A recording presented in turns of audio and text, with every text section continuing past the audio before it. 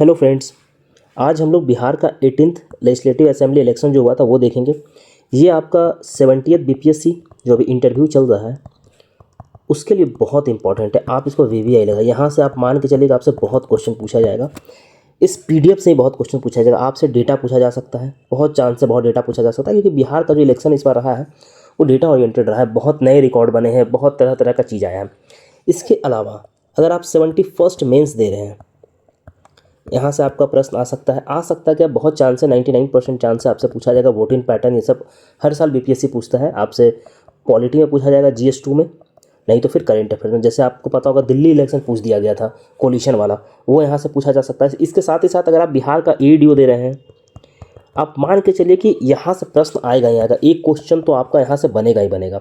बिहार का आप कोई भी एग्जाम दे रहे हैं, आप मान के चलिए कि बिहार में जो डेटा होता है ना वो पूछा ही जाता है, और इस बार का इलेक्शन डेटा आपसे पूछा ही पूछा जाएगा। अगर आप इंटरव्यू दे रहे हैं तब तो आप समझ लीजिए कि आपके लिए संजीवनी है, क्योंकि आपको इंटरव्यू के लिए प्रिपेयर होना है तो इन सब डेटा जो आपको है डेटा ओरिएंटेड होना चाहिए, क्योंकि इस बार वुमेन का पार्टिसिपेशन बहुत ज़्यादा रहा है मेन से, और इस बार हाईएस्ट वोटिंग परसेंटेज देखने को मिला है। तो हम लोग सब डिस्कस करेंगे। इसके बाद आखिरी में हम लोग क्या करेंगे कि थोड़ा सा एनालिसिस भी देख लेंगे, और सबसे आखिरी में क्या करेंगे, कौन सा मिनिस्टर कौन से हैं जो मंत्री पद बटा है। 26 मंत्री बनाए गए हैं बिहार में, 25 अभी है, एक नितिन नवीन को हटा दिया गया। तो जो भी मंत्री बने हैं बिहार में वो सब हम लोग देख लेंगे। ठीक, तो हम लोग स्टार्ट करते हैं। इनिशियली सबसे पहले तो आप सबको पता है कि 6 अक्टूबर को नोटिफिकेशन आता है, ठीक, कि 2 फेज़ में चुनाव होगा। 2 फेज़ में कब कब, मतलब 6 नवंबर और 11 नवंबर 2025 को चुनाव होने का जो नोटिफिकेशन है जारी करती है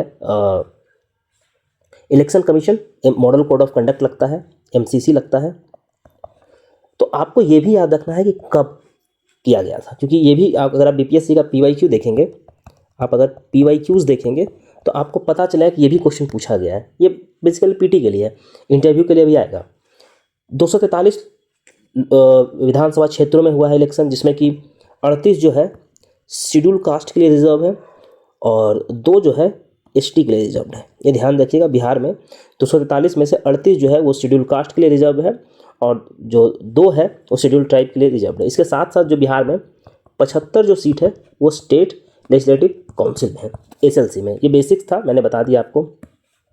इस बार का रिकॉर्ड टर्न आउट कितना रहा बिहार में, तो 66.91 रहा है। आप ऑन एन अप्रोक्स 67% भी याद कर सकते हैं, कोई दिक्कत नहीं। अगर आप इसे इंटरव्यू में पूछा जाता है तो आप 67% ही बोलेंगे कि लगभग 67%, तो कोई दिक्कत नहीं। ये है बिहार का जो पहला इलेक्शन हुआ था ना 1951 में, मतलब हाईएस्ट है सिंस 1951 के बाद से। ठीक, अब हम लोग फेज वाइज टर्न आउट देख लेते हैं, कितना टर्न आउट रहा फेज वाइज।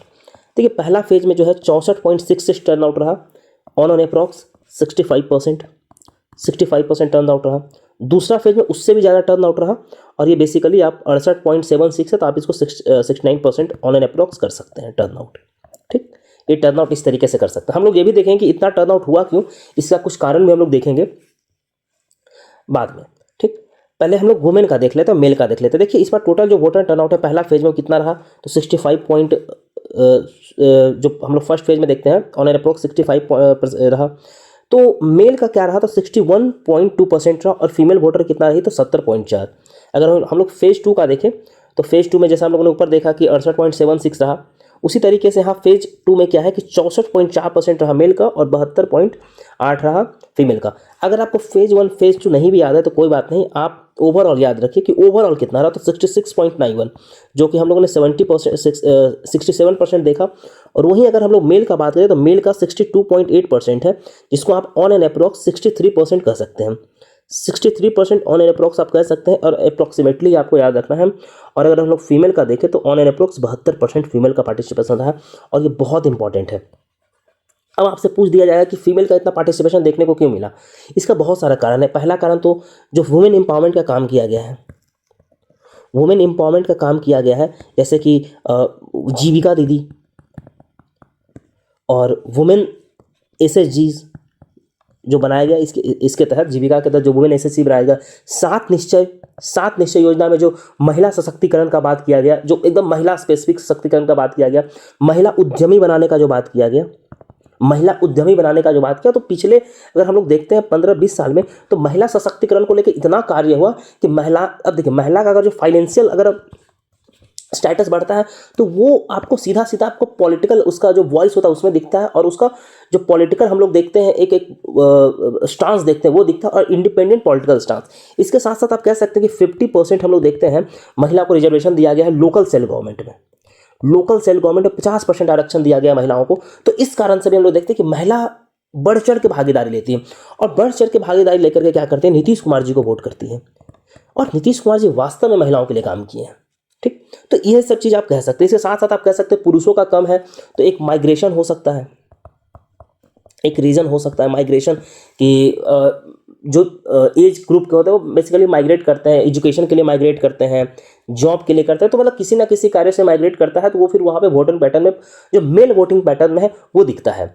अगर हम लोग ओवरऑल बात करें कि इतना ज़्यादा इस बार 67% जो हम लोग वोटिंग पैटर्न देख रहे हैं वो इतना ज़्यादा क्यों रहा, कहाँ पे लिखूँ मैं, अच्छा यहाँ लिखता हूँ मैं 67%। तो इसका तो पहला कारण ये है कि वुमेन पार्टिसिपेशन इंक्रीज हुआ है, वुमेन पार्टिसिपेशन इंक्रीज हुआ है। दूसरा है कि ये फेस्टिवल टाइम पे वोटिंग था, फेस्टिवल टाइम पे था, तो जो भी प्रवासी लोग थे बाहर जो बिहार में रहने आए थे, जैसे छठ के टाइम पे या फिर दीपावली हो गया, तो इन सब टाइम पे हमारा इलेक्शन था, तो जो भी लोग छठ में बिहार आए थे वो रुक गए बिहार में और वोट देकर के गए। तो ये कारण से भी बढ़ा। और महिलाओं में क्यों बढ़ा कि तो हम लोग ने बात कर ही लिया। पुरुषों में भी इस कारण से देखने को मिला कि एक एक एक एक अथॉरिटी था नीतीश कुमार को लेकर के, कि नीतीश कुमार का जो डेवलपमेंट का कार्य किया गया 7 निश्चय 1 और 2, तो उस चीज़ के लिए नीतीश कुमार पे वोट पड़ा है, नीतीश कुमार जी के नाम पे वोट पड़ा है, कि मतलब जो कार्य किया गया है पिछले 15 साल 10 साल में उनका रिवॉर्ड है नीतीश कुमार को, रिवॉर्ड है नीतीश कुमार को बिहार की जनता की तरफ से। क्योंकि 202 सीट आने का मतलब है कि एकदम अथॉरिटेटिव एकदम मेजॉरिटी दिया गया है इन सब चीज़ों को। तो ये सब रीजन आप ओवरऑल बता सकते हैं कह के। और 67% भागीदार होने का सीधा सीधा कारण यह है कि वुमेन। दूसरा है एक अवेयरनेस, अवेयरनेस लोगों में जो इलेक्शन कमीशन के द्वारा अवेयरनेस कैंपेन चलाया जा रहा था, डिफरेंट इलेक्शन कैंपेन चलाया जा रहा था वोटिंग टर्नआउट के लिए। वो आप जन स्वराज का प्रशांत किशोर का भी बात कर सकते हैं कि जो प्रशांत किशोर ने जन अवेयरनेस का काम किया है, लोकल अवेयरनेस का काम किया, वहाँ से भी हम लोग देखते हैं कि वोटिंग पैटर्न एक बाहर आता है, और एक होता है ना इन्फॉर्म डिसीजन लिया जाता है। इन्फॉर्म डिसीजन लोग ले रहे थे और वोट कर रहे थे। ठीक है, प्रशांत किशोर को नहीं कहते, लेकिन डेवलपमेंट के बेसिस पे नीतीश कुमार को भी कहते हैं, क्योंकि नीतीश कुमार भी डेवलपमेंट पॉलिटिक्स का बात करते हैं। नीतीश कुमार कास्ट पॉलिटिक्स का बात नहीं करते हैं। आप नीतीश कुमार को भी जात पात करते नहीं देखेंगे। आप नीतीश कुमार को पॉलिटिक्स पे क्रिटिसाइज कर सकते हैं, नीतीश कुमार को पॉलिटिक्स को लेकर के आप क्रिटिसाइज कर सकते हैं कि ये डेवलपमेंट नहीं हुआ, वो डेवलपमेंट नहीं हुआ, लेकिन आप नीतीश कुमार को कास्ट के बेसिस पे आप क्रिटिसाइज नहीं कर सकते हैं, क्योंकि वो कास्ट पॉलिटिक्स करते हैं। वो वाला पॉलिटिक्स कम देखने को मिलता है नीतीश कुमार की तरफ से। तो आप इन सब बेसिस पे बात कर सकते हैं। अब हम लोग कुछ और देख लेते हैं इसके साथ, जो हम लोग ने वुमेन का देखा भी कि जो वोटर टर्नआउट रहा वो बेसिकली कितना रहा था, 71.6 रहा, जो कि आप ऑन एन अप्रॉक्स 72% मान के चल सकते हैं कि 72% महिला का भागीदारी रहा। ठीक, अब हम लोग कुछ आगे देख लेते हैं कि कौन कौन सा पार्टी क्या था, अलायंस था। देखिए, सबसे पहले हम लोग को पता है इंडिया का अलायंस था। ठीक, तो इंडिया के लीडर कौन थे बिहार में, नीतीश कुमार थे। अब इंडिया में कौन कौन सा पार्टी था ये आपसे पूछ देगा, और बहुत इंपॉर्टेंट है। तो सबसे पहले तो आपको पता होना चाहिए जेडीयू, जनता दल यूनाइटेड, उसके बाद भारतीय जनता पार्टी बीजेपी, उसके बाद लोक जनशक्ति पार्टी रामविलास जो चिराग पासवान का है, जिसको हम लोग एलजेपीआर कहते हैं, राष्ट्रीय लोक जनता दल, हिंदुस्तान अवामी मोर्चा। अब ये जो पार्टी था ये बेसिकली इतने पार्टी को मिल करके एनडीए बना था। ये आपको याद रखना है, करीब ये आपको याद रखना है कि ये 5 पार्टी जो था, ये 5 पार्टी जो था इसको मिल करके एनडीए बना था। ठीक, इसके साथ साथ महागठबंधन जो इंडी कोलिशन हम लोग बोलते हैं, महागठबंधन में कौन कौन सा था, तो बेसिकली इसका जो लीडर थे वो तेजस्वी यादव थे। इंडी कोलिशन जो हम लोग बोलते हैं बिहार में, सॉरी पूरे देश भर में, और बिहार में इसको महागठबंधन बोला जाता है। तो इसमें बेसिकली कौन था, तो आरजेडी था, राष्ट्रीय जनता दल, कांग्रेस था, कम्युनिस्ट पार्टी ऑफ इंडिया था, जो हम लोग सीपीआई मार्क्सिस्ट बोलते हैं। इसके साथ साथ विकास इंसान पार्टी वीआईपी जो था, उसके बाद लेफ्ट पार्टी और कुछ कुछ मिसलिनियस पार्टी, लेफ्ट पार्टी। तो ओवरऑल इतना ही पार्टी था। इसके अलावा एक थर्ड पार्टी, इस बार थर्ड मोर्चा जो था, एक थर्ड फ्रंट हम लोग जिसको कह रहे थे, वो जन स्वराज था। किनका, प्रशांत किशोर का। ठीक, और प्रशांत किशोर इसको लीड कर रहे थे। ये बेसिकली इसमें क्योंकि नया पार्टी था तो फर्स्ट टाइम ये था। तो ये सारा तो हम लोगों ने देख लिया कि कौन सा गठबंधन। 3 मोर्चा था बिहार में, 3 मोर्चा था बेसिकली, 1 2 3। एक तो नीतीश कुमार जी का मोर्चा था, दूसरा तेजस्वी यादव का मोर्चा था, और तीसरा प्रशांत किशोर का मोर्चा था। तो ये 3 मोर्चा पे लड़ा गया था, एनडीए, महागठबंधन और जन स्वराज। अब हम लोग आगे चलते हैं और देखते हैं कि कौन सा पार्टी कितना जीता, वो देखते हैं। देखिए, बीजेपी सर्वाधिक सीट जीतती है, 89 सीट जीतती है बीजेपी। 89 सीट, टोटल 89 सीट जीतता है। इसके साथ साथ जो जेडीयू है वो सेकेंड नंबर की पार्टी बनती है 85 सीट में जीतने के बाद। तो भारतीय जनता पार्टी एक नंबर की पार्टी बनती है, दूसरा नंबर का पार्टी जेडीयू बनता है और तीसरा नंबर का पार्टी आरजेडी बनता है। कितना? तो मात्र 25 सीट जीत पाता है आरजेडी, मात्र 25 सीट आरजेडी जीतता है। तो आपको टॉप 3 तो याद रखना पड़ेगा बिहार में कि टॉप 3 पार्टी कौन है। तो पहला पार्टी बीजेपी है, दूसरा जनता दल और तीसरा आरजेडी। इसके बाद हम लोग फोर्थ पे देखते हैं तो लोक जनशक्ति पार्टी है, रामविलास जो चिराग पासवान का 19 सीट लेकर के आते हैं। इनका स्ट्राइक रेट बहुत हाई था। वहीं पे कांग्रेस को मात्र कितना सीट मिलता है? तो 6 सीट मिलता है। और अगर हम लोग देखें जन स्वराज को, तो जन स्वराज को एक भी सीट नहीं मिलता है, 0 सीट मिलता है जन स्वराज को। तो ये बहुत इंपॉर्टेंट है, ये ध्यान रखिएगा। इसके आगे हम लोग चलते हैं और ये देखते हैं कि देखिए, एक तो हम लोग ने देख लिया कि किस पार्टी को कितना सीट मिला है। अब हम लोग वोटिंग परसेंटेज देख लेते हैं और ये बहुत इंपॉर्टेंट है। वोटिंग परसेंटेज आपसे एग्जाम में पूछा जाएगा, आपसे इंटरव्यू में पूछा जाएगा वोटिंग परसेंटेज। ठीक, तो वोटिंग परसेंटेज कितना रहा? तो आरजेडी का बेसिकली 23% वोटिंग परसेंटेज रहा। कितना रहा? तो 23% रहा। और अगर सबसे ज़्यादा वोट किसको मिला? आरजेडी को। वोटिंग परसेंट में अगर पूछा जाए या फिर वोट में अगर पूछा जाए तो आरजेडी टॉप पे है, लेकिन सीट में कौन है? बीजेपी। ये ध्यान रखिएगा, आपसे इंटरव्यू में ये क्वेश्चन पूछ दिया जाएगा, तो आपको ये ध्यान रखना है। अगर हम लोग वहीं अगर बीजेपी जेडीयू का बात करते हैं तो बीजेपी को 20% सीट मिला है, 20% वोट मिला है, 20.8 है। और जेडीयू को वहीं 19.25% वोट मिला है, 19.25% वोट मिला है। अगर हम लोग ये दोनों को मिला दें तो ऑन एन अप्रोक्स 39% वोट हो जाता है। अगर हम लोग सबको मिला दें, जितना जो पार्टी है पूरा बीजेपी जेडीयू और जो भी इसका घटक दल है, इसके साथ साथ जो भी दल थे, एलजेपी था, सबको मिला दे तो करीब करीब हम लोग देखते हैं कि 46% के आसपास वोट शेयर बीजेपी का रहा। 46 आप मान के चल सकते हैं एनडीए का रहा। एनडीए का आप एनडीए ही बोलेंगे। अगर आपसे पार्टी पूछा जाए तो पार्टी बोलना है, नहीं तो अगर ऑन, देखिए आपको ऑन एन अप्रोक्स याद रखना है। ठीक, क्योंकि देखिए एचएम को 1%, 1.7% मिला, इसको 4% मिला, तो 5% यहीं पे हो जाता है। राष्ट्रीय जल 1% छो, तो 4 2 6 ऐसे, तो ऑन एन अप्रोक्स 45-46% के आसपास वोट मिला है। इंडिपेंडेंट को 5% वोट मिला है और अदर पार्टी को 4% वोट मिला है। ठीक, तो ये आप ध्यान रखेंगे। वहीं पे अगर जन स्वराज का आपसे पूछ दिया जाए तो जन स्वराज को कितना परसेंट वोट मिला है? तो 3.34% जो वोट है वो बेसिकली जन स्वराज को मिला है। और अच्छा परफॉर्मेंस है जन स्वराज का। अगर आप इन सब पार्टियों में देखें तो जन स्वराज का ठीक ठाक परफॉर्मेंस है, करीब करीब 5वें नंबर की पार्टी है। अगर वोटिंग परसेंट में जो देखा जाए तो फर्स्ट टाइम इलेक्शन लड़ने के बाद अगर 5% वोट आपको मिल रहा है, करीब करीब 3.5% वोट मिल रहा है अगर, तो आपका अच्छा परफॉर्मेंस माना जाएगा। कुछ डेटा है वो हम लोग देख लेते हैं। तो सबसे पहले डेटा तो यही हम लोग देखें कि एनडीए को कितना सीट मिला। तो बेसिकली 202 सीट ला करके एकदम फुल मेजॉरिटी, एकदम फुल मेजॉरिटी है, कोई सोचना ही नहीं है। वहीं पे आरजेडी और उसके अलायंस को कितना सीट मिला है? तो बेसिकली 35 मिला है। महागठबंधन को कितना सीट मिला है? तो 35 सीट मिला है।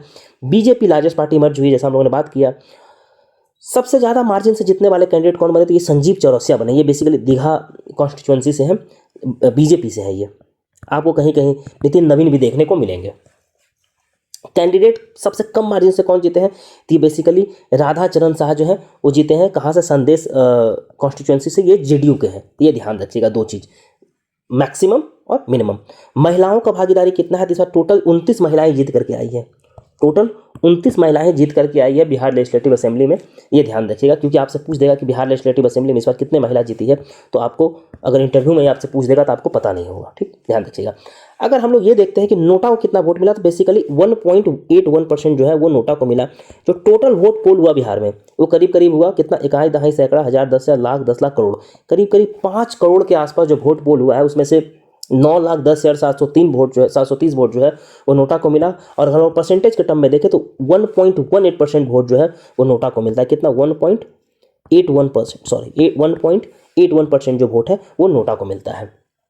और सबसे ज़्यादा वोटर टर्नआउट किस कॉन्स्टिट्यूएंसी में हुआ, ये अगर आपसे पूछा जाए तो ये है कसावा, पूर्णिया का कॉन्स्टिट्यूएंसी। वहाँ हुआ करीब करीब 81.96% वोटिंग यहाँ पे हुआ है। 81.96% वोटिंग हुआ है कस्बा कंस्टिट्यूएंसी में।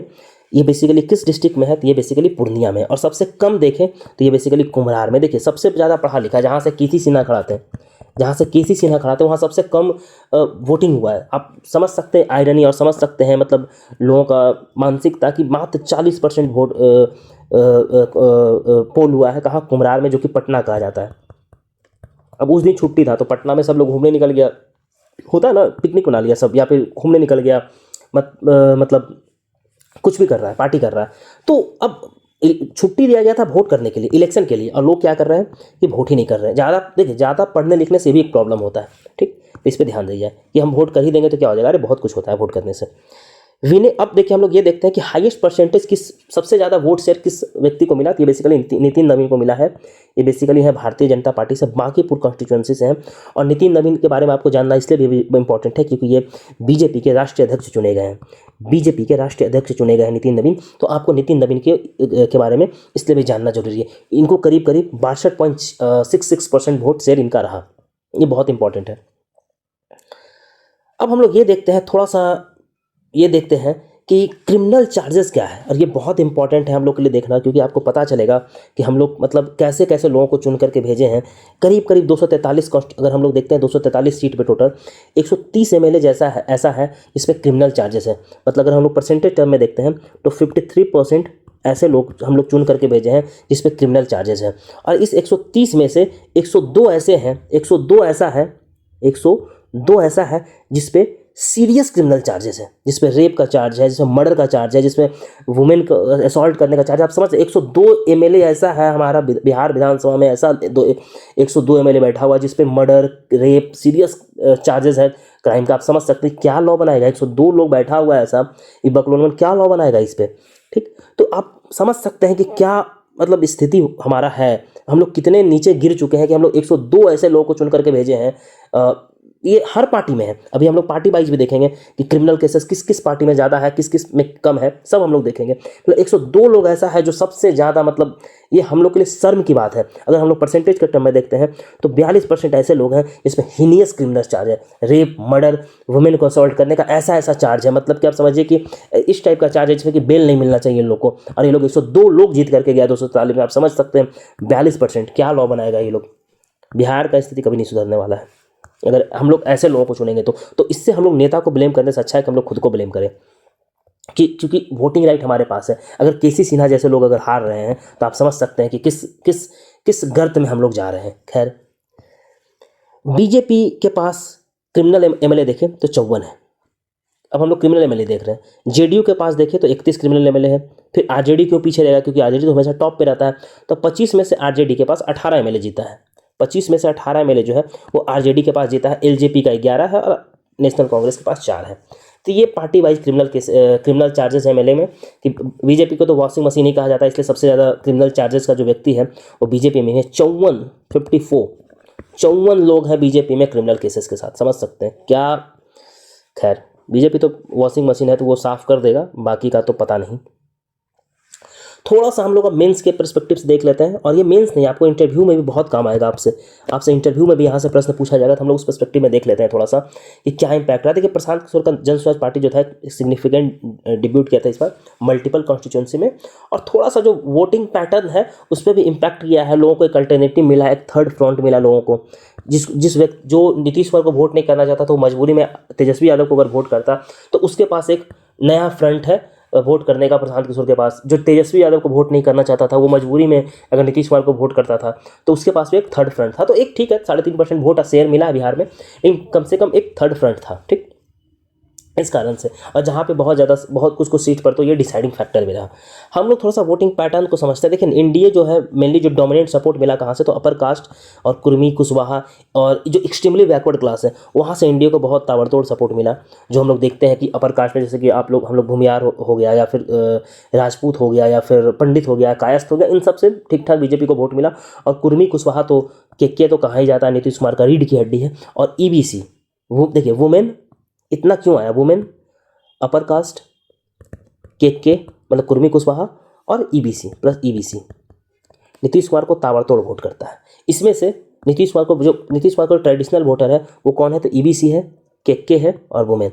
अपर कास्ट जो हम लोग जैसे हो जाता है भूमियार हो गया, या फिर राजपूत हो गया, पंडित हो गया, हम स्विंग वोटर होता है। वो जिधर स्विंग करेगा उधर सबसे ज़्यादा वोट होता है।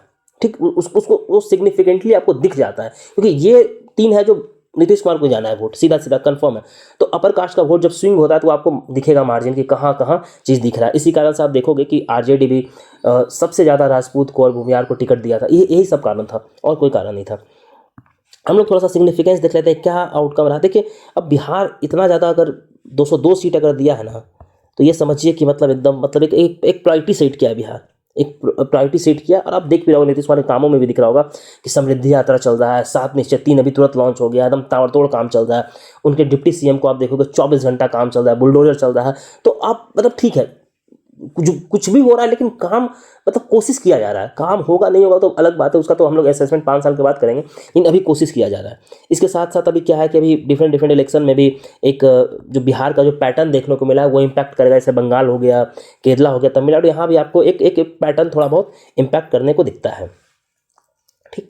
और इसमें हम लोग ये भी देख सकते हैं कि डेवलपमेंटल पॉलिटिक्स जो है, नीतीश कुमार का जो डेवलपमेंटल पॉलिटिक्स था, ये नीतीश कुमार हमेशा से कहते थे कि 2005 से पहले कुछ था जी। तो ये क्या दिखा रहा है? ये दिखा रहा है कंपैरिजन कि हम 20 साल में क्या काम किए हैं और उससे पहले जो काम हुआ तो उसका कंपैरिजन। तो एक हम लोग कह सकते हैं कि डेवलपमेंटल पॉलिटिक्स को जो लोगों ने चुना है, कास्ट पॉलिटिक्स को छोड़ करके, एक एक जैसे अब आरजेडी को क्या कहता है, आरजेडी को कहा जाता है यादव और मुस्लिम का जो वोट बैंक है वो यादव आरजेडी के पास जाता है, और वो गया भी। तभी आपको आरजेडी को दिख रहा है आपके पास 23% वोट शेयर। वो बेसिकली यादव और मुस्लिम का ही वोट 23% है, इसके अलावा आरजेडी को बहुत नेग्लिजिबल मार्जिन में वोट मिलता है लोगों का, तो वहाँ पे दिख रहा है। तो लोगों ने इसको छोड़ करके डेवलपमेंटल पॉलिटिक्स को चुना। ठीक। अब इसमें क्या क्या रिकॉर्ड बना? सबसे पहले तो बिहार में 74 साल में सबसे ज़्यादा वोटिंग टर्नआउट हुआ, जो हम लोगों ने देखा करीब करीब 67%। फीमेल वोटर टर्नआउट सबसे ज़्यादा हुआ, करीब करीब 72% के आसपास रहा। तो ये सब चीज़, इसमें बहुत सारा टेक्नोलॉजी को यूज़ किया गया, एआई को यूज़ किया गया, इन सब चीज़ों को यूज़ किया गया, जैसे कि स्मूथ बनाने। फर्स्ट टाइम बिहार में क्या किया गया कि एल्डरली को, जो एल्डरली लोग थे उसको घर पे वोटिंग राइट्स दिया गया। बहुत सारे चीज़ किया गया। एसआईआर हुआ, बूथ रेशनलाइजेशन हुआ, बूथ पे वोट फिक्स किया गया कि इतना वोट ही एक बूथ पे पड़ेगा। करीब 1100 के आसपास वोट जो था एक बूथ पे, एक जो पोलिंग स्टेशन, एक बूथ है वहाँ पे पड़ने का बात किया गया। तो ये सब चीज़ें इस बार किया गया और बहुत ही बेहतर तरीके से इलेक्शन संपन्न कराया गया। नीतीश कुमार जी का मंत्रिपरिषद हम लोग देख लेते हैं, हमेशा वैसे अपडेट होते रहता है, फिर भी हम लोग देख लेते हैं। देखिए नीतीश कुमार जी के पास कौन कौन सा मंत्रालय है? तो एक तो सचिवालय उन्हीं के पास है, बाकी सामान्य प्रशासन और निगरानी नीतीश कुमार जी के पास है। इस बार सम्राट चौधरी के पास क्या आया है? गृह। नॉर्मली जो गृह था, होम जो रहता था, वो नीतीश कुमार जी के पास आता था, लेकिन इस बार नीतीश कुमार जी से गृह जो है वो सम्राट चौधरी जी के पास आ गया है। विजय कुमार सिन्हा कौन कौन सा मंत्री बनाया गया? तो खान एवं जो भूमि होता है, राजस्व सुधार होता है वो, और बेसिकली नगर विकास मंत्री, मतलब जो अर्बन डेवलपमेंट मिनिस्टर किनको बनाया गया? तो विजय सिन्हा को बनाया गया है। इसके साथ साथ विजय कुमार चौधरी कौन है? तो सूचना एवं जनसंपर्क मंत्री हैं और भवन निर्माण मंत्री हैं। ये कौन है? तो विजय सिन्हा। विजेंद्र प्रसाद यादव जो है वो फाइनेंस मिनिस्टर है। अभी बजट पेश करेंगे, अभी इकोनॉमिक सर्वे लेकर के आएंगे तो आपको ये न्यूज़ में रहेंगे। मद निषेध भी इन्हीं के पास है और उत्पाद एवं निबंधन भी इन्हीं के पास है। श्रवण कुमार जो है वो ग्रामीण विकास परिवहन श्रवण कुमार को दिया गया है, बेसिकली जो हम लोग रूरल डेवलपमेंट देखते हैं। मंगल पांडे को हेल्थ दिया गया है, ये ध्यान रखिएगा, मंगल पांडे को हेल्थ दिया गया। पहले भी मंगल पांडे के पास ही हेल्थ था। मदन साहनी के पास समाज कल्याण है, मतलब कि सोशल रिफॉर्म करने का इनको दिया गया है। खाद्य एवं उपभोक्ता संरक्षण लेसी सिंह के पास है। अशोक चौधरी के पास ग्रामीण कार्य है और दिलीप कुमार जायसवाल के पास उद्योग और पथ निर्माण है, ये ध्यान रखिएगा। इसके अलावा जो राम कृपाल यादव है उनको एग्रीकल्चर दिया गया है। लघु जल संसाधन मिनिस्टर किसको बनाया गया? तो जल मिनिस्ट्री जो है संतोष कुमार सुमन को बनाया गया है। एजुकेशन किसको दिया गया? तो ये सुनील कुमार को दिया गया, एजुकेशन सुनील कुमार को दिया गया है। अल्पसंख्यक किसको दिया गया? तो ये श्री मोहम्मद जमा खान को दिया गया, माइनॉरिटी मिनिस्टर जो होता है जमा खान को दिया गया। श्रम एवं संसाधन प्रवासी श्रमिक किसको दिया गया? तो संजय सिंह को दिया गया, और टाइगर इनका नाम है, अब नाम से ही देख लीजिए। कला संस्कृति एवं पर्यटन युवा किसे दिया गया? तो बेसिकली श्री अरुण कुमार प्रसाद को दिया गया। सुरेंद्र महतो को क्या दिया गया? पशु एवं मत्स्य संसाधन दिया गया। नारायण प्रसाद को क्या दिया गया? तो आपदा प्रबंधन दिया गया है। ठीक। इसके साथ साथ श्री रमा निषाद को क्या दिया गया? तो पिछड़ा एवं अति पिछड़ा वर्ग का कल्याण करने के लिए रमा निषाद को दिया गया है। लेखेंद्र कुमार रोशन को अनुसूचित जाति एवं जनजाति कल्याण दिया गया है। सूचना प्रौद्योगिकी और खेल किसे दिया गया? श्रेयसी सिंह को, ये स्पोर्ट्स खेलते भी हैं, शूटर हैं, तो इनको बेसिकली खेल और सूचना प्रौद्योगिकी दिया गया है। इन्वायरमेंट किसे दिया गया? तो प्रमोद कुमार को दिया गया है इन्वायरमेंट। दीपक कुमार को पंचायती राज दिया गया है। ये अब देखिए दीपक कुमार के बारे में देखिए, दीपक कुमार इलेक्शन नहीं लड़े हैं, बिना इलेक्शन लड़े इनको, ये बेसिकली पॉलिटिशियन के पुत्र हैं, तो पुत्र कोटा से इनको मिनिस्टर बना दिया गया है। और इनका कोई भी अचीवमेंट नहीं है, बस यही अचीवमेंट है कि ये बेसिकली पुत्र कोटा से बने हैं। और कुछ नहीं, इससे ज़्यादा कुछ इनका अचीवमेंट नहीं। श्री संजय कुमार सिंह लोक स्वास्थ्य एवं अभियंत्रण विभाग है, क्योंकि बिना इलेक्शन लड़े जीते। अगर इनको मंत्री बनाना ही था तो इनको इलेक्शन लड़वा दिया जाता, इनको इलेक्शन लड़वा देते और इलेक्शन लड़ लेते। अगर जीत जाते तो आप मंत्री बना देते, लेकिन अब आप पुत्र कोटा से उपेंद्र कुशवाहा इनको मंत्री बनाते हैं और फिर 6 महीने का, जो हम लोग पता है कि आप 6 महीने तक मंत्री रह सकते हैं, तो फिर ठीक है, स्टेट लेजिस्लेटिव काउंसिल का इलेक्शन होगा। स्टेट लेजिस्लेटिव काउंसिल में तो वैसे भी घुसा दिया जा सकता है, उसमें तो कोई बड़ा बात है नहीं, नॉमिनेट कर देगा, हो जाएगा। खैर ठीक है। गन्ना उद्योग किसे मिला है? तो संजय कुमार को मिला है। तो ये आखिरी था हम लोग का जो डिस्कशन था पूरा। ये आप कोई भी एग्जाम दीजिए बिहार का, कोई भी आप एग्जाम देंगे बिहार का, तो आपको यहाँ से प्रश्न आएगा ही आएगा। खास करके इंटरव्यू के लिए मोस्ट इंपॉर्टेंट है, बहुत ज़्यादा इंपॉर्टेंट है। VVI लगाइए। आपको एक एक डेटा, एक एक चीज़ आपको पता होना चाहिए, आपको एक एक मिनिस्टर पता होना चाहिए, एक एक डेटा पता होना चाहिए, क्यों क्या सब पता होना चाहिए। आपसे प्रश्न पूछा जाएगा तो आपको एकदम जवाब देना ही है। ये जो PDF आपको ये बेसिकली टेलीग्राम पे मिल जाएगा। टेलीग्राम का लिंक आपको कहाँ मिलेगा? तो इसका लिंक जो है आपको कमेंट सेक्शन में और डिस्क्रिप्शन बॉक्स में मिल जाएगा। आप वहाँ से टेलीग्राम पे ज्वाइन कर सकते हैं और ये PDF प्राप्त कर सकते हैं। PDF को प्रिंट आउट लीजिए और इसको अच्छे से पढ़िए। कुछ अगर आपको एडिशन लगता है तो पढ़िए। बाकी अगर आपको लेक्चर कैसा लगा, कुछ अगर सजेशन देना चाहते हैं तो आप प्लीज़ डू कमेंट, आप कमेंट कीजिए अगर आपको अच्छा लग रहा है लेक्चर तो। बाकी अपने दोस्तों में शेयर कर सकते हैं।